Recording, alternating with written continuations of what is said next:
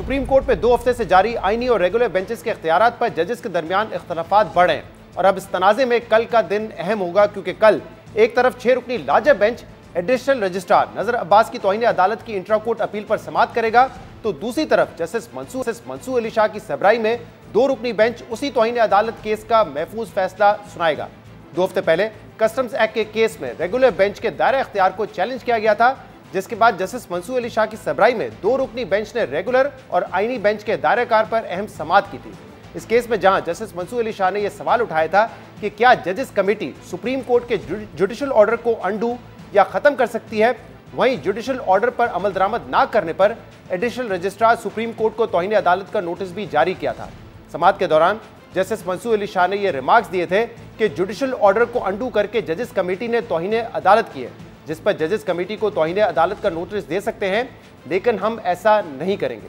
Justice Mansoor Ali Shah ने इस case में जुमेरात को फैसला महफूज किया था, जो अब कल सुनाया जाएगा। दूसरी तरफ इसी तौहीन अदालत के नोटिस को एडिशनल रजिस्ट्रार ने इंट्रा कोर्ट अपील में चैलेंज किया था और इस इंट्रा कोर्ट अपील पर समाअत के लिए जजेस कमेटी ने जुमेरात के रोज ही जस्टिस जमाल खान मंदोखेल की सरबराही में 6 रुकनी लाजब बेंच तश्कील दिया था, जिसमें जस्टिस जमाल मंदोखेल और जस्टिस मोहम्मद अली मजहर की शमूलियत पर कल जस्टिस मंसूर अली शाह ने एतराज उठाते हुए इसे कॉन्फ्लिक्ट ऑफ इंटरेस्ट करार दिया था। अब कल दिन 1 बजे जस्टिस जमाल मंदोखेल की सरबराही में 6 रुकनी बेंच एडिशनल रजिस्ट्रार की इंट्रा कोर्ट अपील पर समाअत करेगा। एडिशनल रजिस्ट्रार नजर अब्बास ने तौहीन अदालत के नोटिस के खिलाफ इंट्रा कोर्ट अपील में मौक़िफ़ अपनाया है कि मुझे इस मामले में कुर्बानी का बरका बनाया गया है। बेंचेस इख्तियारात का मुकदमा 13 जनवरी को 27 जनवरी तक के लिए मुलतवी किया गया था, लेकिन बाद में मिलने वाले दूसरे हुक्मनामे में समाअत की तारीख तब्दील करके 27 के बजाय 16 जनवरी कर दी गई थी। शोकॉज नोटिस जारी करने से कबल वजाहत देने का मौका ना देना सुप्रीम कोर्ट के रूल्स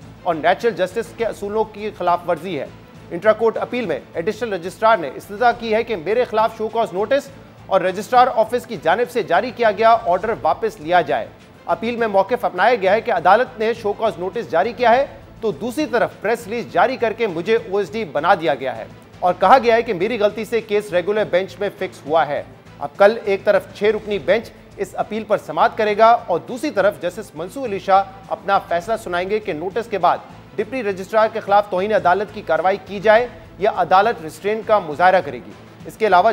जस्टिस मंसूर अली शाह ये मामला फुल कोर्ट को रेफर करने या ना करने पर भी फैसला करेंगे कि क्या जजेस कमेटी सुप्रीम कोर्ट के जुडिशल ऑर्डर को अंडू कर सकती है या नहीं। अब देखना होगा कि अगर justice Mansoor Ali Shah additional registrar के तौहीन अदालत के मामले पर रिस्ट्रेन का मुजाहरा करते हैं तो ये मामला क्या रुख इख्तियार करेगा, और अगर जजेस कमेटी की जानिब से जुडिशल ऑर्डर अंडू या ख़त्म करने का मामला फुल कोर्ट को रेफर किया जाता है तो मामला किस जानिब जाएगा। इन तमाम मामला पर हम बात करेंगे, जिसके लिए हमें ज्वाइन किया है माहिर कानून जस्टिस रिटायर्ड शाहिद जमील ने। बहुत बहुत शुक्रिया शाहिद जमील साहब ज्वाइन करने के लिए। शाहिद साहब, हमने देखा था कि 2 हफ्ते पहले कस्टम्स एक्ट के केस में यह सवाल उठा था कि जो रेगुलर बेंच है उसका दायरा इख्तियार किया है, और फिर समाअत के दौरान हमने देखा, इन्हीं समाअतों के दौरान हमने देखा कि जो एडिशनल रजिस्ट्रार हैं उनको कंटेम्प्ट ऑफ कोर्ट का नोटिस जारी किया गया, और फिर इस पॉइंट पर आके ये फैसला महफूज किया है जस्टिस मंसूर अली शाह ने कि क्या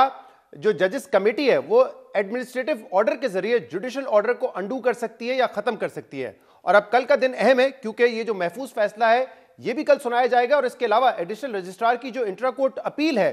वो भी कल 6 रुकनी बेंच ने सुननी है। तो बताइएगा कि मुमकिन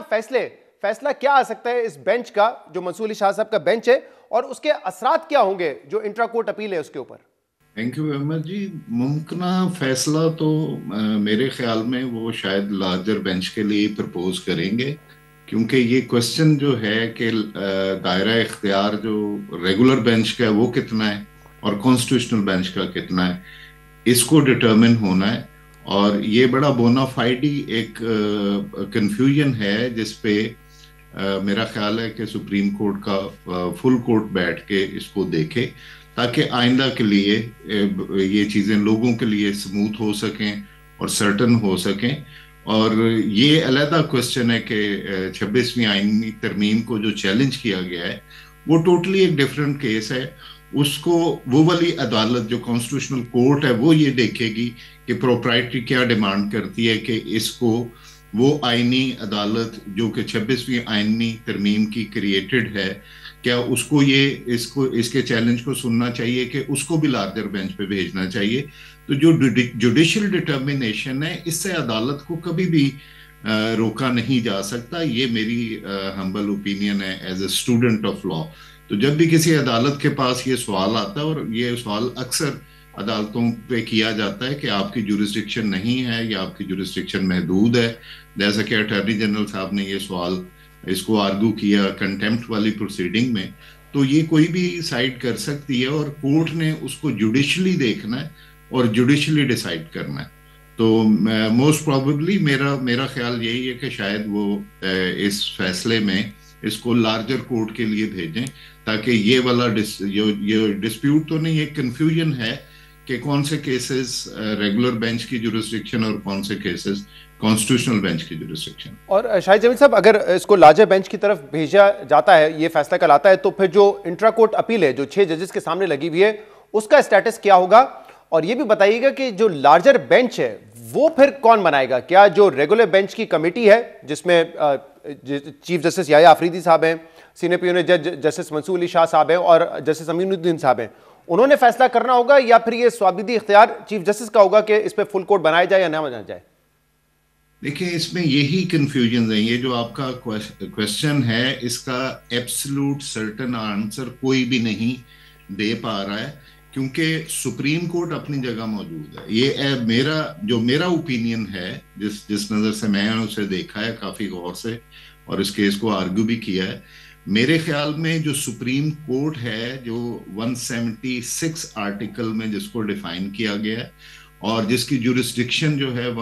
آرٹیکل 175(2) میں بتایا گیا ہے کہ کانسٹیٹیوشن اس کو جورسڈکشن دیتا ہے یا کوئی قانون لا جو ہے انیکٹمنٹ اس کو جورسڈکشن دیتی ہے، وہ سپریم کورٹ کو جورسڈکشن دے رہی ہے. اب جو 191(a) آرٹیکل ہے، یہ ایک سپریم کورٹ کے اندر بینچ بنانے کی بات کرتا ہے جس کو کہ کانسٹیٹیوشنل بینچ کہا گیا. تو یہ ایک علیحدہ بحث ہے کہ ایگزیکٹو جو ہے وہ بینچز بنا سکتی ہے ڈائریکٹلی بیٹھ کے جوڈیشل کمیشن کے نام پہ. یہ تو 26ویں آئینی ترمیم والے کیس میں دیکھا جائے گا. لیکن اس کیس میں جو کہ کسٹم والا کیس ہے جس میں کانسٹیٹیوشنل کوسچن انوالو ہے، یہ دیکھنا کہ 191 کے نیچے ایک کمیٹی بنتی ہے جس کو کہ کمیٹی کہا جاتا ہے، کانسٹیٹیوشن بینچ کی کمیٹی ہے، اس کو جو پریکٹس اینڈ پروسیجر ایکٹ کے 2A میں وہ بنتی ہے. ایک جو کمیٹی ہے جو کیسز ایلوکیٹ کرتی ہے وہ اس کے سیکشن 2 میں بنتی ہے. تو میرا آرگومنٹ وہاں پہ یہی تھا کہ سپریم کورٹ ابھی بھی انٹیکٹ ہے، سپریم کورٹ موجود ہے، اس سپریم کورٹ کے کسی بھی ججز کا ایک بینچ بنایا جا سکتا ہے. تو بینچ جو ہے وہ سپریم کورٹ کو سپرسیڈ نہیں کر سکتا. تو میرا وہاں پہ آرگومنٹ یہ تھا کہ سب سے پہلے سارے کیسز جائیں گے جو بینچ ہے ریگولر بینچ کی طرف، ریگولر بینچ جو کمیٹی ہے وہاں پہ جائے گی، کیونکہ وہاں پہ ریپرزنٹیشن کانسٹیٹیوشنل کورٹ کی بھی، ان کے جو جج ہیں ان کو ہیڈ کر رہے ہیں وہ بھی اس کمیٹی کا حصہ ہیں، چیف جسٹس ہیں اور سینئر پیونر. تو سب سے پہلے وہ وہاں پہ دیکھیں گے کہ یہ کیسز جو ہیں ان کو کانسٹیٹیوشنل بینچ میں بھیجنا چاہیے یا ان کو ریگولر بینچ میں بھی سنا جا سکتا ہے. تو یہ ایک بہت بڑی ڈیبیٹ ہے، بڑی ٹیکنیکل ڈیبیٹ ہے. تو میرا خیال ہے اس کو پولیٹیکل رنگ نہیں دینا چاہیے جو کہ دیا جا رہا ہے کہ شاید یہ کوئی پاور کی کھینچا تانی ہے، وہ اپنی طرف کھینچ رہے ہیں اس کو، دوسرے کانسٹیٹیوشنل بینچ اپنی طرف کھینچ رہا ہے. یہ ایک غلط رنگ ہوگا. یہ بڑی بونا فائیڈی قسم کے انٹرپریٹیشن اور اس کا سکوپ